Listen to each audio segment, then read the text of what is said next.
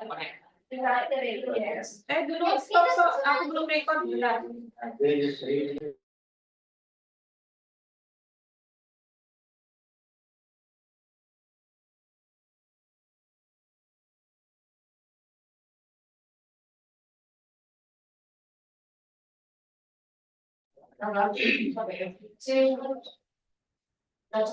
Assalamualaikum warahmatullahi wabarakatuh. Waalaikumsalam warahmatullahi wabarakatuh. Ladies and gentlemen, welcome back to the third Padang International Conference, Education Management and Administration 2024. Now, we're back in the second session, and the second session will be moderated by Ibu Sari Febrianti, MPD. The time is yours. All right, thank you, Andreki. Is it my voice clear, everyone? Clear. All right. Good afternoon, ladies and gentlemen, honorable guests and participants. Welcome back to the second sessions of Third Padang International Conference on Educational Management and Administration by the theme of optimizing transformation and innovation of educational digitalization for sustainable development. I'm Sari Febrianti, and it is an honor for me to be a moderator in this sessions. And firstly, I'd like to greet all the participants who are joining us here virtually.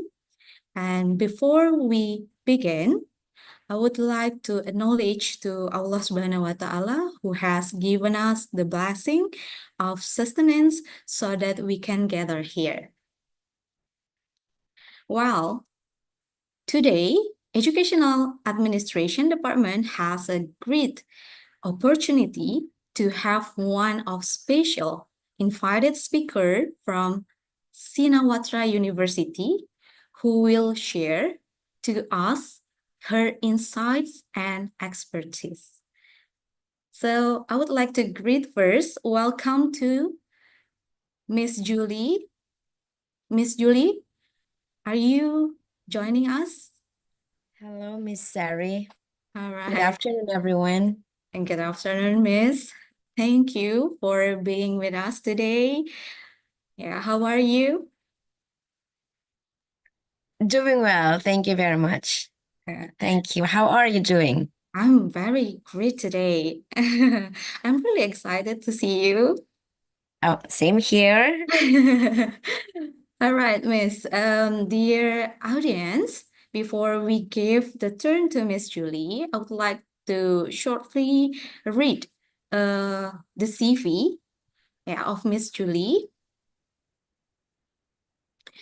Miss Julie is a licensed professional educator and has been in academy since 2003.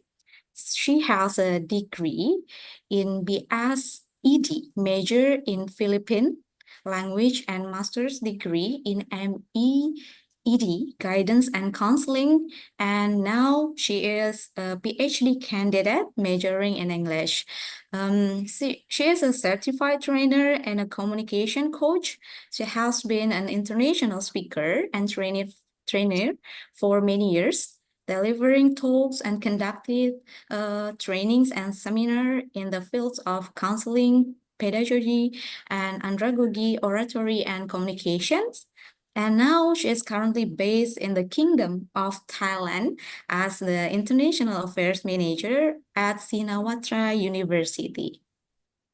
And she is the International Ambassador for GLEARS, Philippines, and the Chief Deputy Director of PSHE Inc. And the last is Miss Julie is a strong advocate of mental fitness. All right, Miss Julie. So firstly, I would like to tell you that in this session, you will have 45 minutes to present your topic. And after that, we will open question and answer session for 15 minutes. Yeah. And is it okay? Yeah, absolutely. Thank you, Miss Sari. Sure. Okay. All right. And then for all the participants, you are feel free to chat us on the chat box if you have any question for Miss Julie, or raise your hand to send your questions directly in the Q&A sessions. All right, I think the participant cannot wait to hear and listen the insights from your presentations. So without any further ado, the stage is yours, Miss. Thank you very much, Miss Sari. And also, I am much privileged and honored to be here in the this is your third PICEMA, and with our great and truly useful theme and our topic for this year. Miss Sari, could we please have our presentation, please? Our PowerPoint presentation, please. Yeah, wait a moment, please. Yes, thank you. No problem. Yeah, all right. It's already appeared on the screen. Thank you. Can we have it on? Okay. Can we have on the next slide, please? Thank you very much. Ladies and gentlemen, we are in an era where every single thing seems to matter. Unfortunately, the trivial ones seem to matter the most, and we see these in our students' lives, even in our lives. And this predicament we are having today, or we are facing today, heavily affects our education. And in the spectrum are the students, educators, stakeholders, and in this so-called era 5.0. Ladies and gentlemen, next, please. Now, can we have that? Thank you. And one more. The real question is, what actually is era 5.0? Maybe you've heard that before, or I'm sure you've heard that before, or it has been explained to you. Before we deal with that, let us remember the eras from 1.0 to 5.0 show progress and changes in this whole developmental process of our society. And these are through various stages, 1.0, 2.0, 3.0, 4.0, and now we are in 5.0. We've had opportunity to witness how our world changes, and fortunately, we have seen at least things in each phase. There are, of course, challenges, but the opportunities are all in our hands. We have, as educators or professionals in guidance, counseling, and social work, we have all the opportunities that we can have. Now, we are at the moment in era 5.0, and this concept originates from Thailand's ultra-modern society 5.0. I mean, Japan's ultra-modern society 5.0. This idea originated in Japan. This signifies goals of constructing a smarter society, a comprehensive and sustainable system. More importantly, this era 5.0 witnesses the fading of boundaries between virtual and physical spaces, just like what we are doing now. I am sitting in a flat here in Bangkok City in Thailand, while others are in different parts of the world, and majority of us are surely in Indonesia.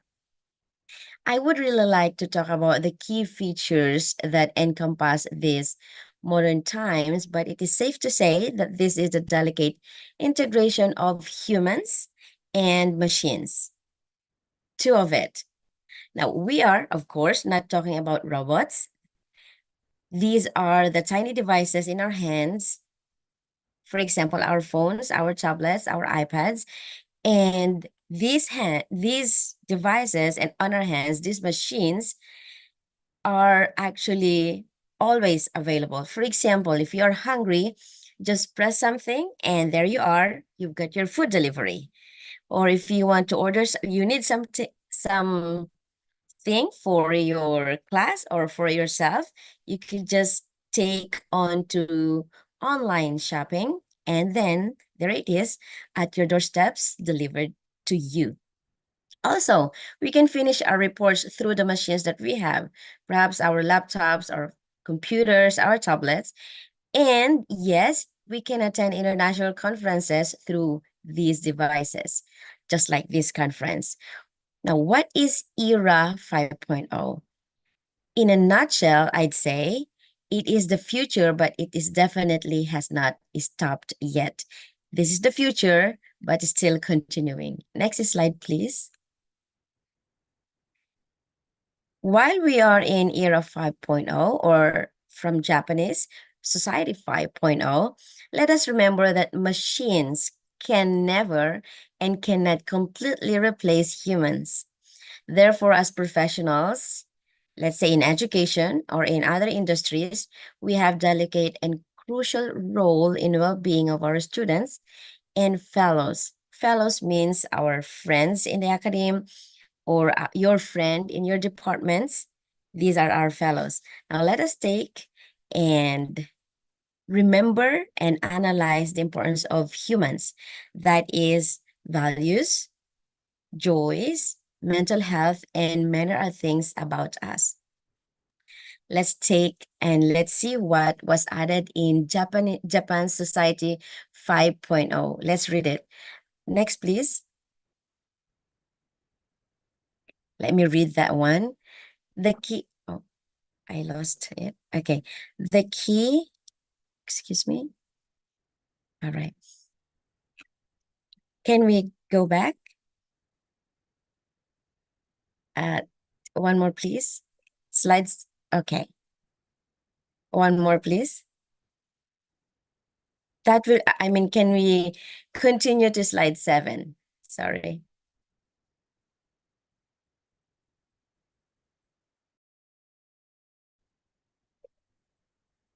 And slide 7. Oh, slide 5, please. I'm sorry, I lost my, okay. Slide 5.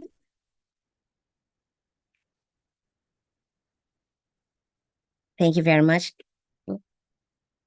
One more to the key. It will start with the key. Thank you very much. Now, the key to achieving Society 5.0 is the fusion of cyberspace and physical space and the values of human-centered society. Let us never ever remove the values of human-centered society. We can have all the robots that we want. We can have all the machines, all the devices that we want, but still there are humans in this world, and that is us. Truly, the fundamental key is human-centered society. Let us take that in education. The essential parts where we assist and uplift our students. We have 3 dimensions there. Next slide, please. All right. First, guidance. How shall we carry out this task in our time? As, let's say, guidance counselor or whoever works in a school counseling department in your universities. We also have counseling. This is indispensable, and the importance of counseling matters whichever time we are in, before, now, or in the future. And also we have social work. Equally crucial to guidance and to counseling is this social work. Let us consider what was published just last year by Yandri. Next, please. I'll read it. In the era of Society 5.0, the implementation of counseling services must accommodate the development of information technology and artificial intelligence. In here, the meaning, or what can we get from this one? Now, if you have responses from there, you can let me know. However, this tells us that the old ways of counseling Old ways of assisting, old ways of guiding are gone. Not all, but some. Not completely, but some. It has become obsolete, but not quite. All right. We will be taking 3 things in guidance, counseling, and social work today. I clumped them in one just to save time. First, we have perspective, second, challenges, and last, design. Can we have the next one, please? First, we will have, next, please. First, we will have the perspective of guidance, counseling, and social work. Next, please. Thank you. This is a perspective. Can we go to the next, please?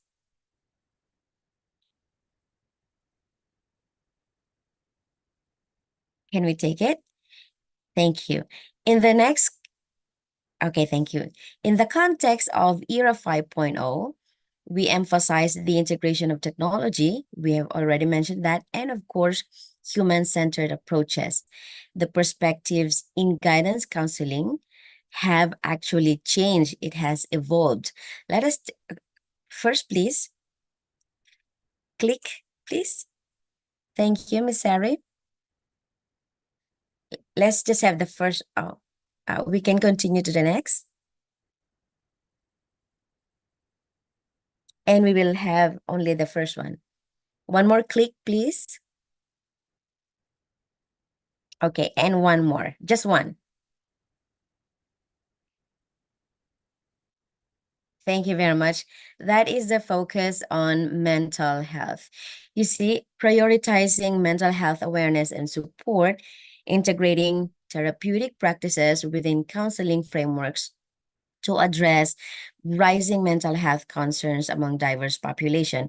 When we say diverse population, that would be any age and also anywhere they are or anywhere we are. Next, please. Second one will be the cultural competence. Click, please. Thank you. This is recognizing and respecting diverse backgrounds and experiences. Maybe something will be effective in your country, and that one might not be effective in my country. This is ensuring that counseling practices are inclusive and sensitive to various cultural contexts. Again, what applies in other country won't be applied or effectively applied in Singapore, in Netherlands, in the Philippines. The third one, thank you. The third one is collaboration and community engagement. This is encouraging partnerships. These are the most important people in this area. Partnerships with families, schools, community, and organizations to create a supportive ecosystem for individuals seeking help, seeking guidance, and seeking assistance. And this is 5.0. We can have the number 4. Next, please. The integration of technology.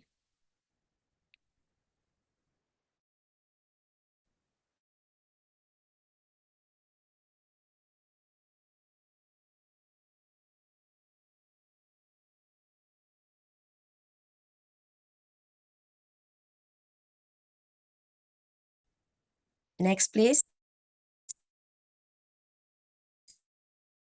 This is utilizing for remote counseling, enhancing accessibility, and of course, engage office and take the counseling body. We can also have or perspective aim to create a more adaptive and responsive guidance and counseling as well as social work in our time. Now, let us take note that we are dealing with different students now. Of course, there are changes in this world. And also we see the effect, the impact, and the influence of social media. And these changes do actually present challenges, which is the next one. Can we go to the next? Thank you. What can be the challenges? And what are the challenges that we face, both students and educators? Again, ladies and gentlemen, if you have responses, just let us know. Maybe raise your hand and our committee will welcome you. Also, what gives us headaches these days? Is it because social media is ubiquitous and it's really devastatingly difficult to compete with them in terms of students' attentions?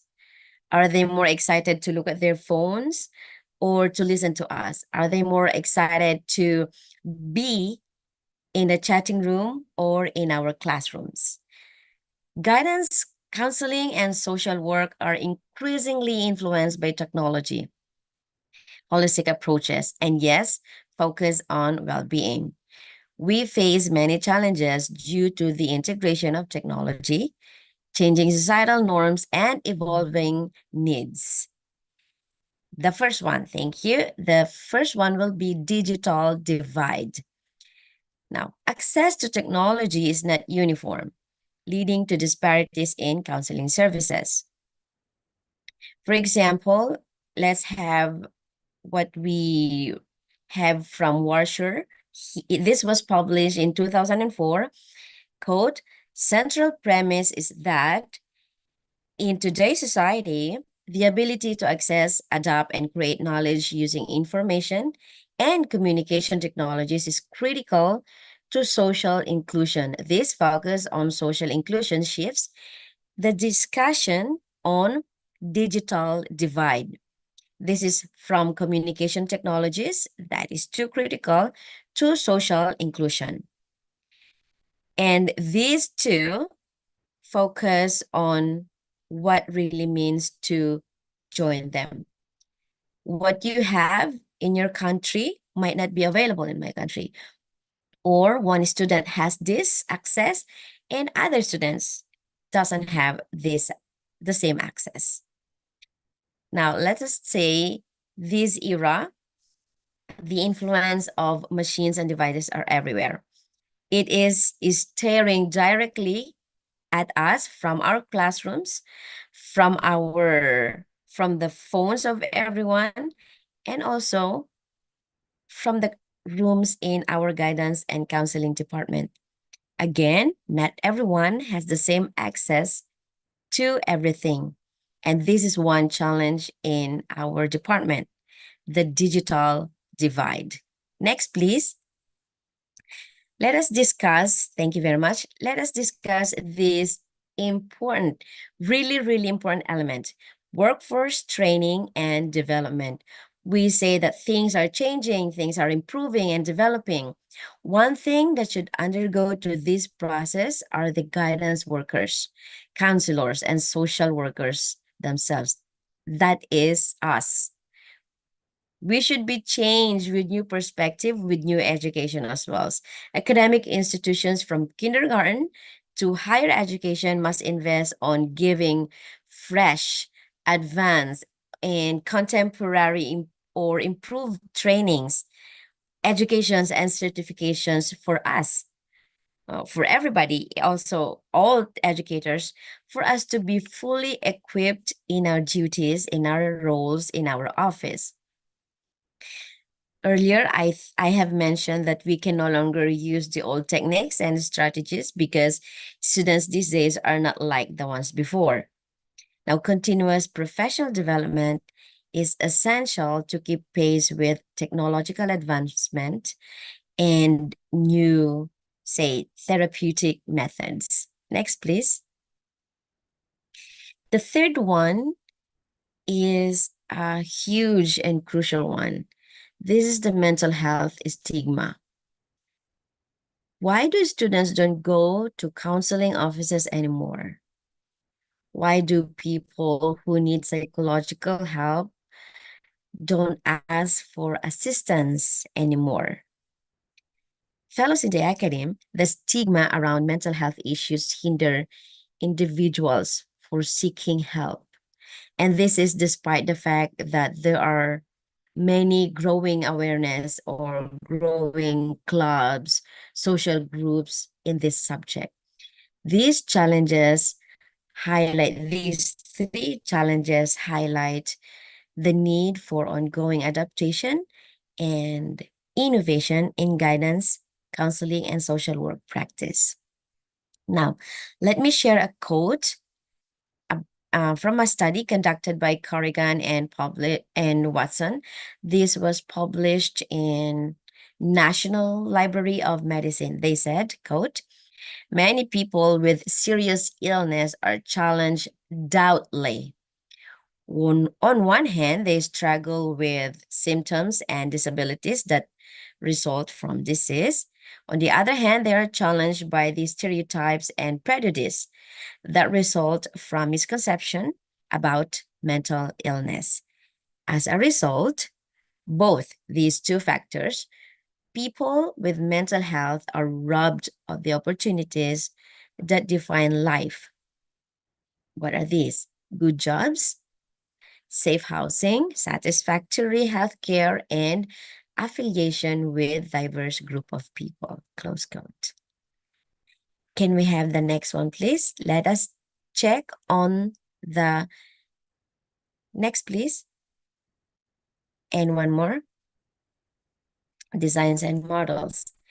In the concept of era 5.0, or let's say society 5.0, represent different approaches, different models to technological and societal evolution. Hence, more than ever, we also need new designs. Click, please. First one is our peer support program. This was noted that peer support programs help students develop and improve sense of well-being, improve social confidence, and also, and this is very important, that we should always remember, improve health behaviors. The information implementation of peer support programs enhances the effectiveness of school, the effectiveness of counseling, and other programs that we have. And these provide increased outreach and expansion of services. We, professionals in guidance, counseling, and social work, are aware. We know that students often they tend to talk more with their friends. They open more to the groups or to their peers. And peer support programs can enhance the effectivity of school counseling program. That is by outreaching and raising student awareness of service. We can now involve other students. Now, through proper selection, the term there, the keyword there is proper selection. We have to be very and extra careful with that part. Also, through training and supervision, peer support can be positive, and also it can influence within the school and community. Long ago, researchers indicate peer pressure programs as helpful. These are helpful when first, number one, it is focused on assisting students with social or say emotional or academic problems and disabilities. Also, we are doing this while promoting protective factors. This is another fundamental key, protective factors. Protective factors include protecting the feelings, protecting the person, protecting the whole group, and also we don't really have to use secrecy, but also we protect the whole group, the whole issue. We cannot just ask or pick up a student or groups of students and they are open to tell others. We have to be extra careful with this part. Now, can we have the next one, please? The second one is blended counsel.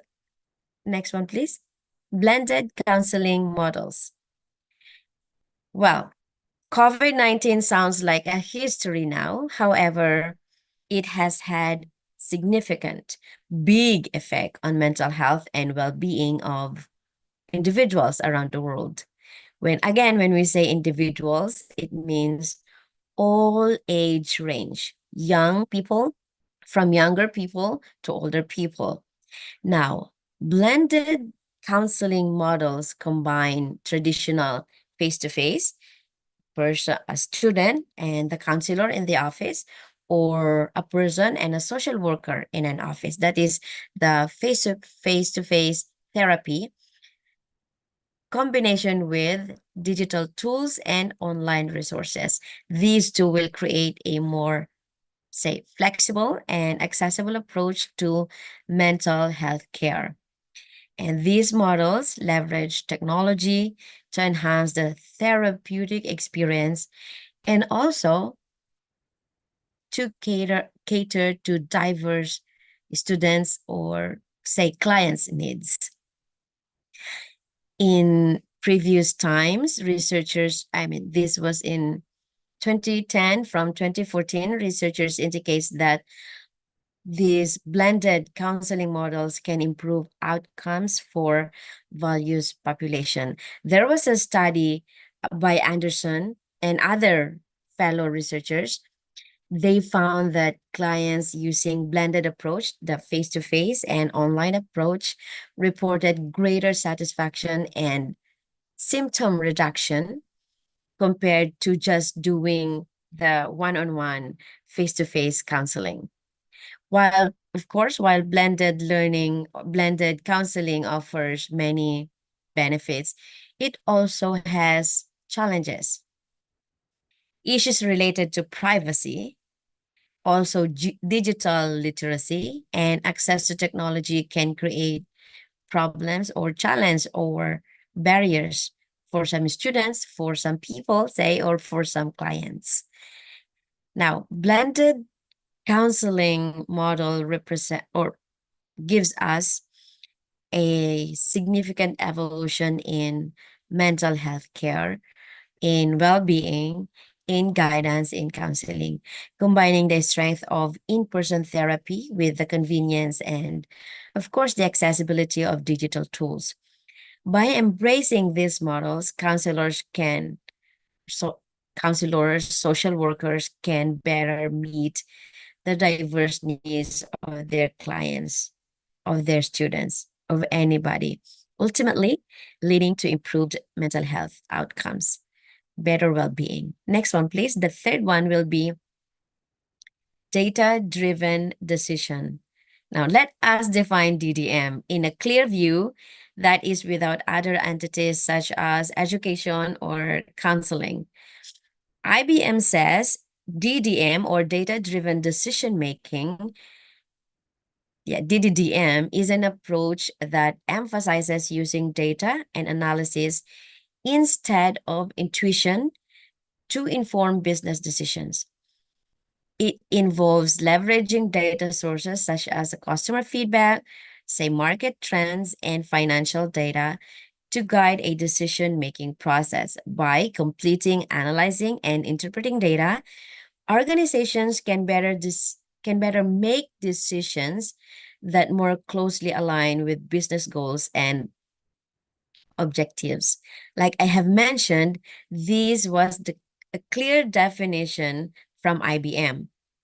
Let us take now this in the premise of guidance of counseling or social work. DDDM in guidance and counseling refers to the systematic use of data to inform and enhance the effectiveness of counseling practices, interventions, and overall program management. This approach integrates quantitative and, of course, qualitative data to improve outcomes for students and optimize counseling services. We just don't have the DDDM. Without this DDDM, we cannot just make our decisions. At least we use this decision. Now, what are the key aspects of DDDM? We have assessment and education. In this part, we are utilizing standardized assessment tools to allow us, the counselors, the guidance counselors, the school counselors, to collect relevant data on students' needs, strengths, and areas for improvement. Also, second one, we can track progress easily. Data collection, of course, enables us to monitor client progress, and we can always check, we can always have the data. Third one is program effectiveness. DDDM helps in evaluating the effectivity of counseling programs. What did we use? And then we can check it. What program did we use? Then we can check it. And of course, we have identifying trends and needs. That's the fourth one. Analyzing data can help us. I'm saying counselors, but what I'm trying to say also is everyone in the academy, you and I, teachers, counselors, everyone in social work, that's us. Now, analyzing data can help us, all of us, identify the trends, let's say the new ones or specific needs within population that we serve. In your area, in my area, we can have that. And lastly, the fifth one is enhancing collaboration. You and I, the guidance counselor in your department, in your institution, and other universities, we can collaborate. We can help each other. This is data sharing among institutions or among mental health professionals, among social workers and community organizations. This can foster collaboration. We can help each other. But again, let us always remember privacy. Privacy is always the most important part of our duties, of our roles, of our offices. Can we have the next one, please? Thank you. Our time is characterized by the integration of advanced technologies into everyday life. Guidance and counseling and social work have evolved significantly. This transformation is driven by the need for more personalized, accessible, and efficient support systems that cater to diverse population. Guidance and counseling or social working reflect a shift toward more integrated technology-driven and personalized approaches to support each student or each individual in navigating the complexities of modern life. By leveraging advancements in technology and data, we can enhance their effectiveness and better meet the diverse needs of everybody. Everybody means students or clients or an individual that we can help. Let us read a compelling words from SERPA regarding Society 5.0. Next one, please. Quote, Society 5.0 proposes to deepen the potential of the individual-technology relationship in the promotion of the improvement of quality of life of all people through a super smart society is an extremely recent concept as a guiding social development that can have a profound impact in societies at all levels, such as quality of life and sustainability. Ladies and gentlemen, fellow educators, the question is, what can we do now? Well, I have my personal suggestion. Let us take vitamin C. Next one, please. Can we have the next slide? It is high time that we have these vitamins, regardless of phases we are at, problems we encounter, issues we figure out. Era 5.0, or also let's say Society 5.0, calls for vitamin C. The first one is communicate. This is our first vitamin. We also have, next, click please. We also have connect. Click please. And challenge. Click please. Down to change.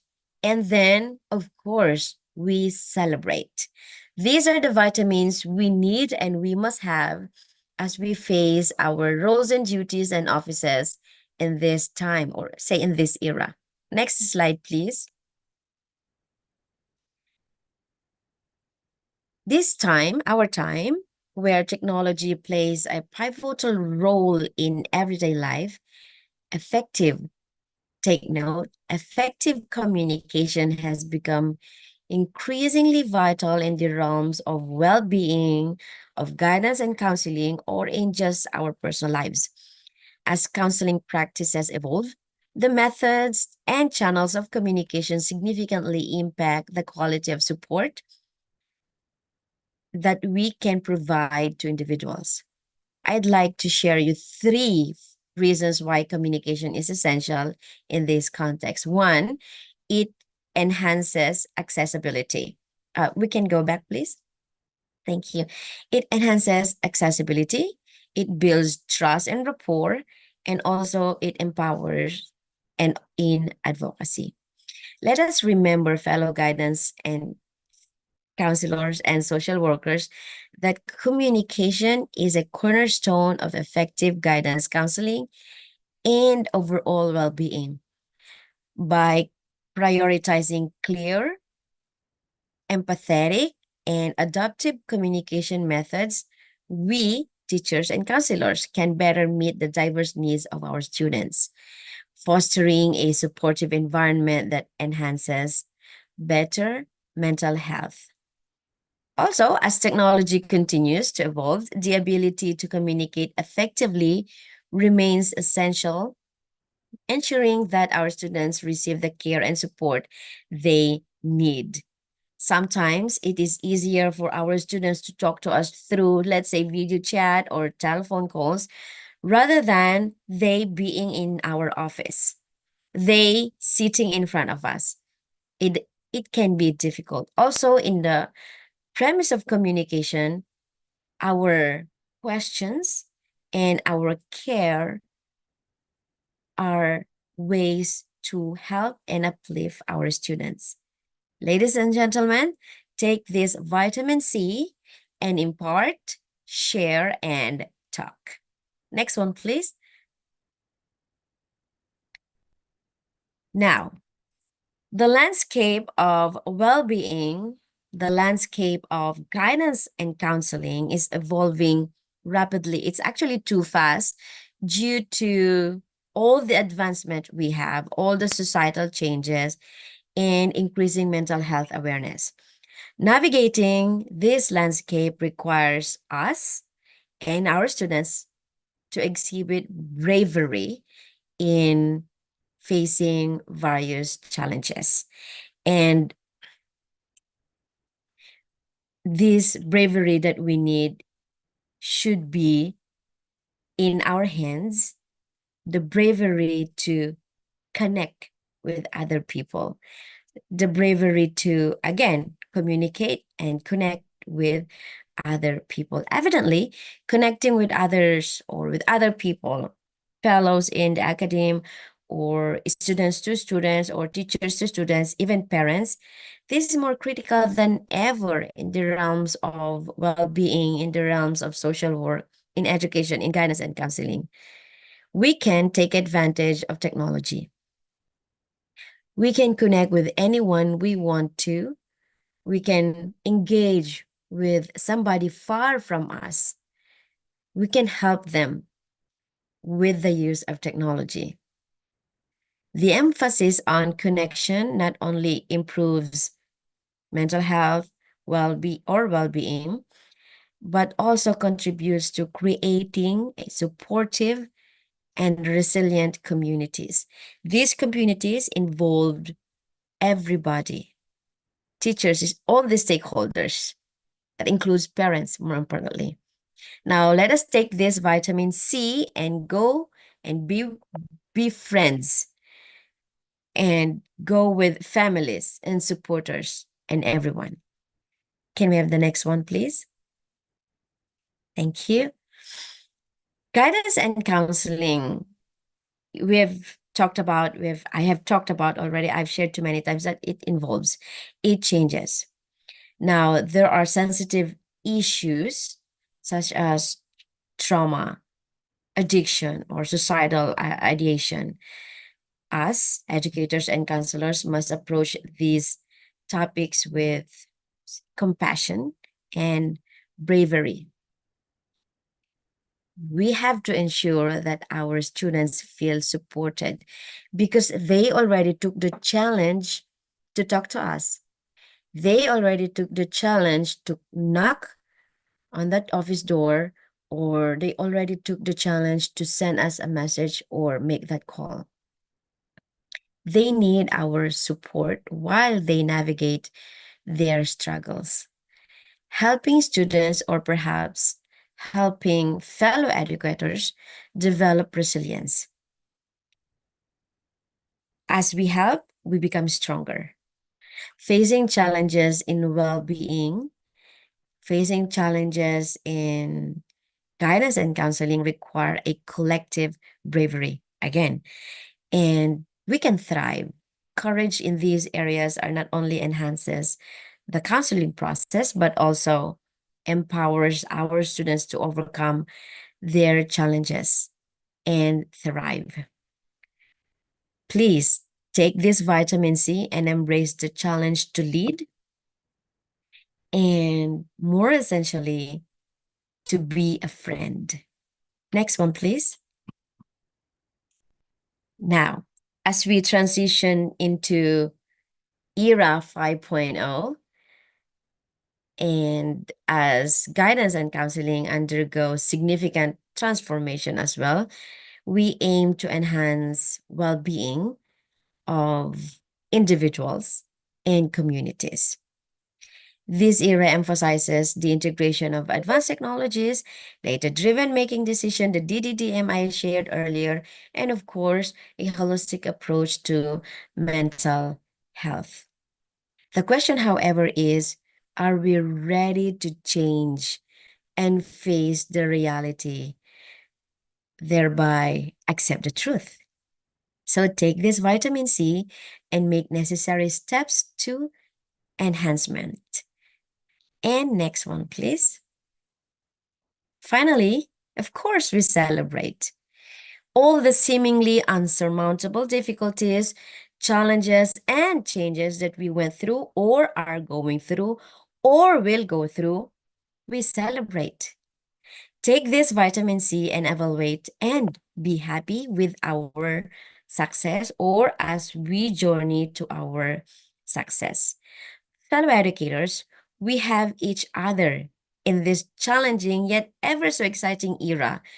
We have duties and roles to fulfill. That is true. Also, we have each other. You and I, we can always share, we can always have that, like these conferences, to empower and assist each other.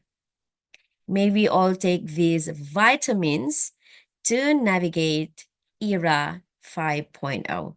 Now, let me conclude with words from APA. Next one, please. All humans have the goals of staying alive and being happy. Too many people are unaware that it is not outer events or circumstances that will create happiness. Rather, it is our perception of events and of ourselves that will create our or uncreate positive emotions. People who are aware that they control their emotional and behavioral destinies have a far greater change of experiencing more joy, less misery, and a healthy stability, even when coping with hardships. How? They choose to think in rational, realistic, and life-changing ways. In so doing, appropriate and healthy emotions and actions result. Dear fellows in guidance and counseling, in education, in social work, and all of you, ladies and gentlemen, let's take the challenge of improving ourselves and putting on the armors necessary to navigate the wide spectrum of our stimulating, modernized, and progressive era, the 5.0. And lastly, if you have, thank you. Next one, please. If you have questions and or any potential collaborations, you can reach me on this information. Miss Sari, back to you. All right. Thank you, Miss Julie, for the very remarkable presentations. Yeah, your insight on the topic of guidance counseling, yeah, have given us new insight, yeah, about guidance and counseling in the social work in the society 5.0 era, yeah, by integrating the technology to be implemented, yeah, for the works of guidance and counseling. All right. Now we will open the floor for the questions. So I have to ask the audience first. If you have questions to Miss Julie, please raise your hand and we will give the chance for you. And then Miss Julie will respond the answer. All right, audience. So we're waiting. Is there audience here who has questions?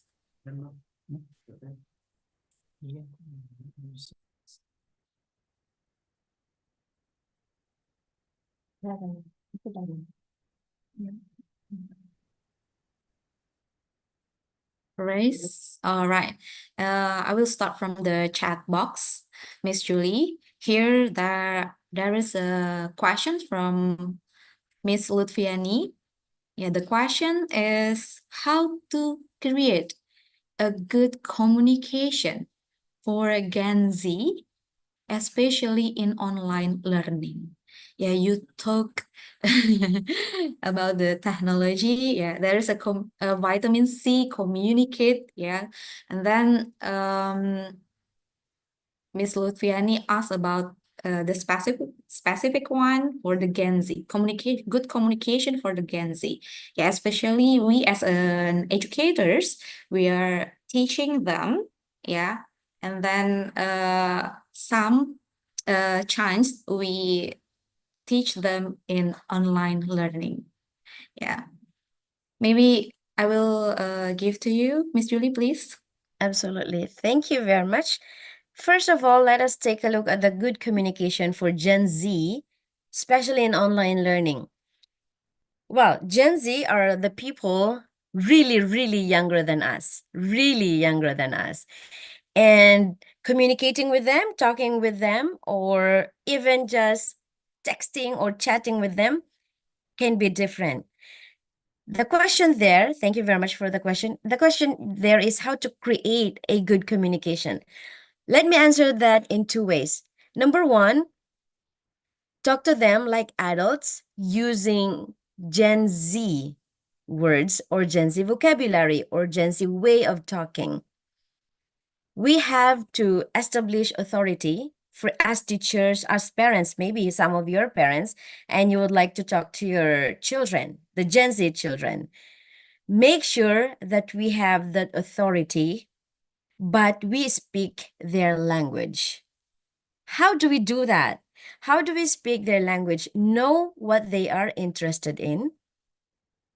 Know what they like. Good luck with us. That can be difficult, but we can know that. And also know what they are talking about. We can search that on social media.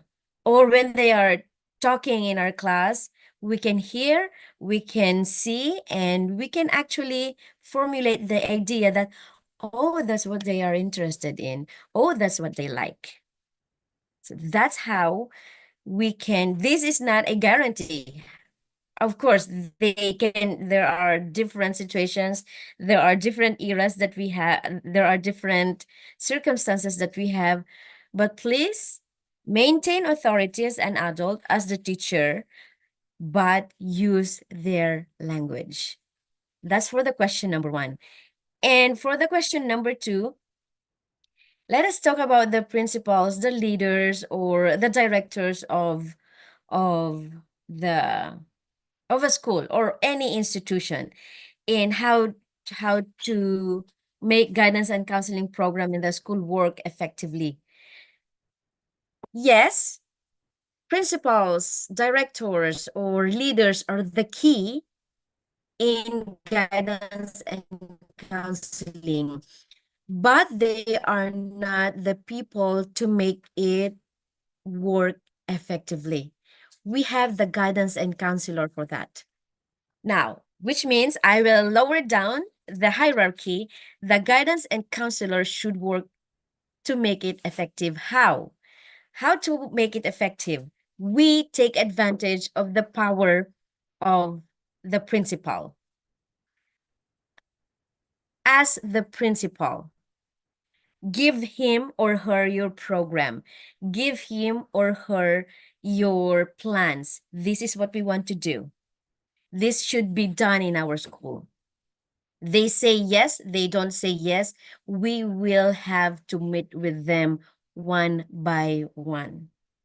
So, Madam Marika Setiawati, it is actually the social worker, the guidance counselor who will make it effective. If we have to, excuse me, we have directors or principals here. If we have to force the director, if we have to force the principal, do it. But then again, the whole stakeholder of school is from the leaders, the teachers, the parents. Let's involve the parents and also the students. We have students leaders everywhere, so we can have them. I hope I answered your question, both questions. All right, thank you, Miss Julie. So the both of questions have been answered, right? Is there any participant here who want to ask directly to Miss Julie? Sorry, I'm here. Can you please louder, Mr. Hade? Oh, sorry, it's me. Can you hear me clearly? Yeah, all right. Now I can hear you. Okay. Hello, Mrs. Julie Simon. Introduce, my name is Sure. Hadi Apriansa. You can call me Hadi. I'm really interested with your presentation. As we know, now we live with Gen Z era. Do you think that Gen Z is weaker than generations before? Because when they get any trouble in their life, easy for them to say it's not good for my mental health. For example, when they do some good activities, then they get any troubles, then they'll say it's not good for my mental health and they surrender, then they'll say I need more and more healing. Do you think it is good or normal or worse for their mentality? Thank you. Thank you for the question, Mr. Hadi. That has been a discussion everywhere. Are the Gen Zs weaker than us, or are we stronger than the Gen Zs? First of all, they are one of the most intelligent and intelligent group in each generation. They are the most intelligent because they are in this modern era. They have all the information that they can get. They can make this, they can write this, they can do this, they can do that. They are smart, they are intelligent. As to answer if they are weaker, this is online on YouTube. If I answer this one, my house will be raided in any minute. But let me answer this in a very fair and very clear way. They are not in an era where they were not taught the way we were taught. How many of you here have been, let me check let me put it this way. Raise your hand, ladies and gentlemen, if you have been hit by your parents when you were younger. I will not tell your parents, come on, don't be shy. Thank you very much. We were, yeah, absolutely.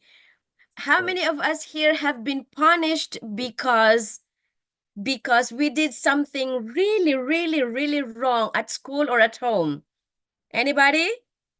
We've been there. Now, to answer that question is that Gen Z have different parents and different leaders, different teachers compared to our parents, compared to our teachers. Are they weaker? I will not answer that. But truly, truly, the idea here is they have different upbringing. They say, oh, well, in reality, the percentage of suicide has gone, has gone up. There are more.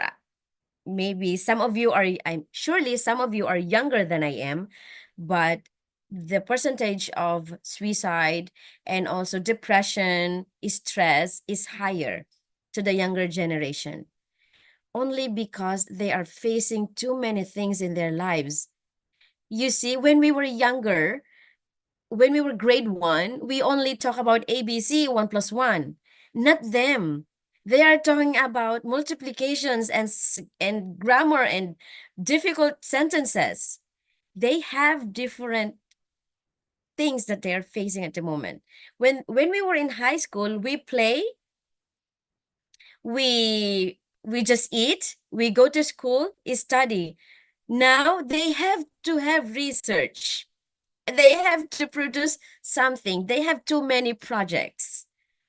No, they are not weaker. They just have more things to do, more tasks on their shoulders.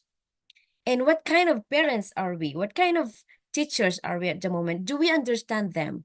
Do we embrace their weaknesses? Or do we just say, this research will be turned in tomorrow? And they say, sir, can we have it the next day? And you just say no. So that's another stress. When we were younger, Mom, can we have it for 1 week? And our teachers say yes.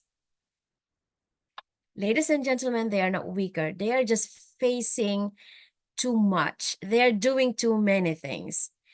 So let me tell you, don't just check your children's or your students' scores and grades. Check their mental health and their well-being. Mr. Head, I don't know if I could answer that question, but that is my response. Thank you. So I can get a point. So you said that is it normal, Mr. Julie Simon. Thank you. Okay, thank you, Mr. Julie Simon. My pleasure, dear sir. Okay. Okay, thank you, Miss Julie. There is still one more question here from Mr. Budi. Mr. Budi asked about how to build good connection with other people while people prefer to live individually than socialize with other. I think it's still about Gen Z, right?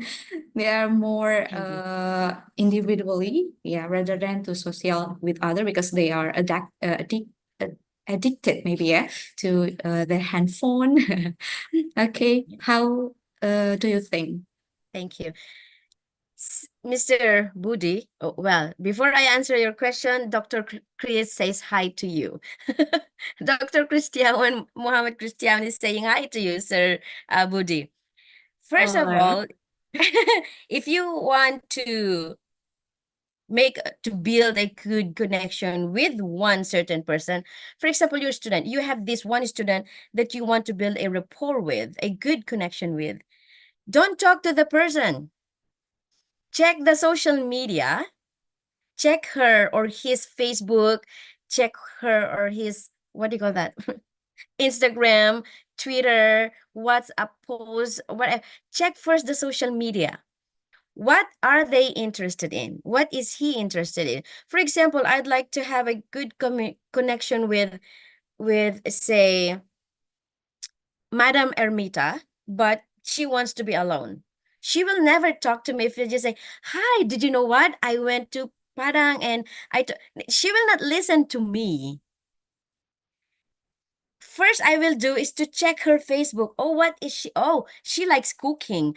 Oh, she likes movies. Oh, she likes this and that.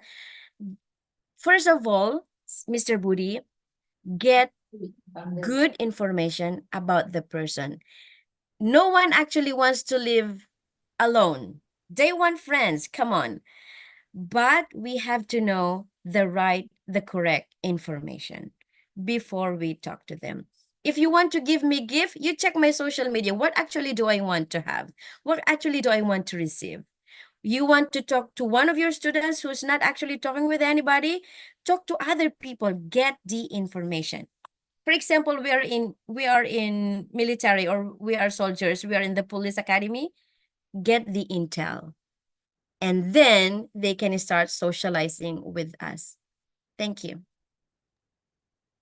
All right, Miss Julie, but I'm really interested with your answer actually. When you answer Mr. Budi's questions, you told that find good information, what they like or what they interested in, so we can get a good connection, yeah, to them. But how about the people or the person who has the character of introvert? And actually, I asked you because I don't know about what exactly what deeply define introvert, what kind persons that gitu. I just know that introvert, they cannot socialize with others well, yeah. So if we build a good connection by find the good information what they like, uh, is there any change for them, or they still to be introvert one, or how? Thank you. Yeah. Well, that's a good one. First of all, they will not become extroverts. Okay, let us remember that one. We got all the information we need. We talked to them. They started socializing with us maybe for 1 hour or less than that. But the thing there is that they are still introverts, but they become our friends. All right? Which means, what does it mean? Now that they become our friends, what does it mean? It means they can start the conversation next time. We can socialize with them, but they are still introverts. And being introvert, being extrovert is not actually a problem. It's not an issue. These are the choice. These are our characteristics. These are our personalities. Some people can be very, very or extra friendly. Some people can't. We can talk, we can be friends with introverts, but that doesn't mean they become extroverts. They just got the courage to open up next time, or to start saying hi instead of you. Also, online, how do you call that? Online communication, chatting is also easy ways to make friends with introverts. But let us remember, if you said hi, don't put another or more conversation there. We can just say hi and how are you. Let us start with the most basic part. I hope it will be effective, but it has been effective for some time. Thank you, Miss Sari. All right, thank you so much. Yeah. Yeah, I will implement it maybe for my students who categorize as an introvert. Yeah. All right. Right. Thank you, Miss Julie. And then for the participants or audience, is there any question more?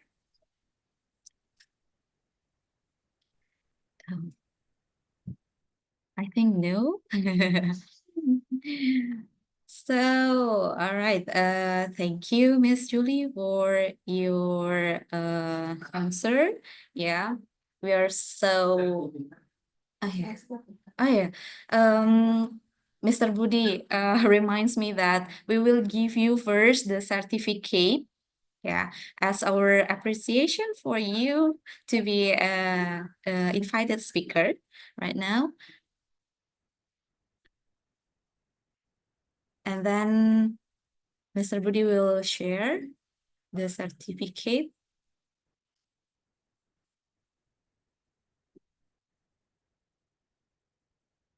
We're waiting. Yeah, here, the certificate, Miss Julie. And then we will take a picture for a minute. All right, then. All right, thank you, Miss Julie. Yeah. That's a remarkable insight we got from you. Yeah. And then I would like to express my heartfelt thanks to you for your outstanding contribution for today. And then I also want to thank for audience, and participants who active Thank you, in this sessions, throughout the conference, and your enthusiasm and curiosity to make the conference so meaningful. And for any further informations, do not hesitate to reach out to our commit. And thank you once again, Miss Julie Simon Macariola. Have a great day. Thank you so much, Miss. See you on the next conference. Thank you, Miss Julie. See you you, at the next Julie. conference. Thank you. You may leave, Miss Julie.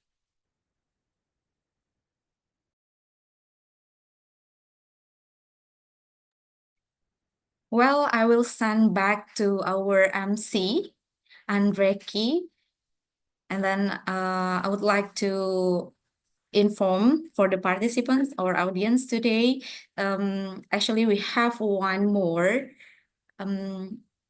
invited speaker, but he cannot come to our seminars today because he had an international seminar as well in China. So maybe this is the end of our second sessions of presentation from the invited speaker. So I will send back to the MC. All right, thank you so much.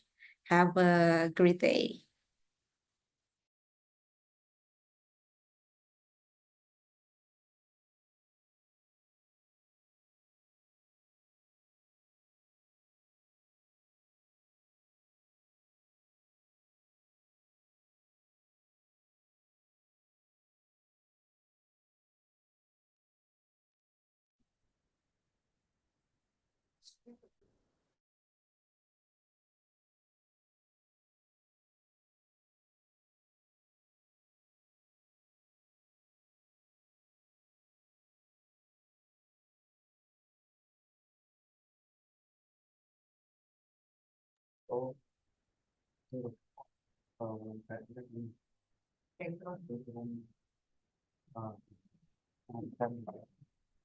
Okay.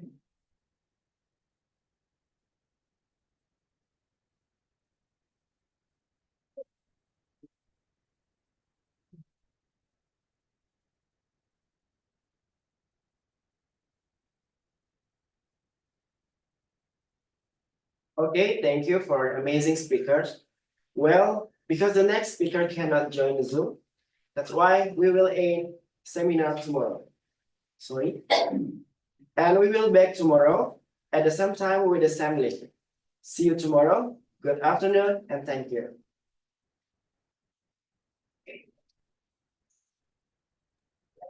Thank you.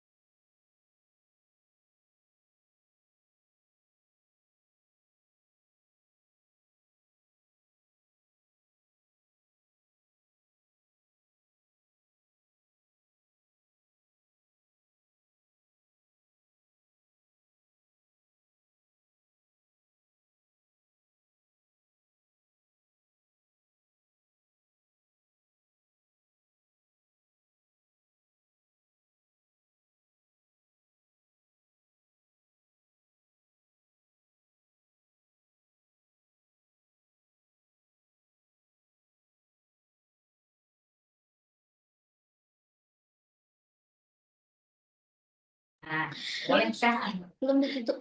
Partisipan, Bapak Ibu, boleh meninggalkan Zoom karena memang kita sudah selesai ya, because tidak ada lagi session dari narasumber karena tadi seperti yang saya bilang narasumbernya berhalangan untuk hadir. Besok jam berapa Bu Sari? Oke, besok hadir kembali jam 8 kita mulai Bapak Ibu ya. Jam 8 dengan narasumber yang berbeda. Terima kasih semuanya atas kehadirannya. Thank you so much Bapak Ibu. Assalamualaikum warahmatullahi wabarakatuh. Waalaikumsalam warahmatullahi wabarakatuh. Terima kasih Bapak Ibu semua. Jadi tidak. Berarti videonya nggak dikirimnya ya, Sari?